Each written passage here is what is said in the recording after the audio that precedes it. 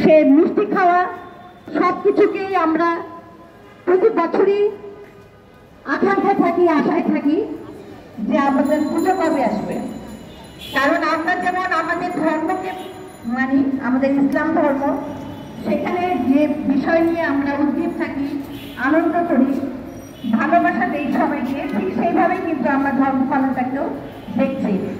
বাংলাদেশে হিন্দু, বৌদ্ধ, খ্রিস্টান, মুসলিম আমরা ছোটবেলা থেকে দেখেছি একে অপরের পরিপূরক, একে অপরের সাথে আত্মার সাথে বন্ধন।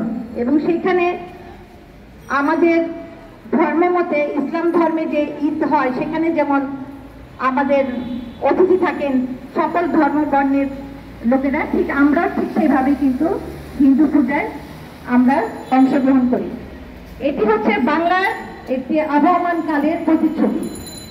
আমি সেই জায়গা থেকেই বলতে চাচ্ছি, আমরা সেখান থেকে আশা করছি যে প্রতি বছরের মতো যে দুর্গা পূজা, প্রধান পূজা, হিন্দু ধর্মের প্রথম এবং প্রধান পূজা দুর্গা পূজা, এই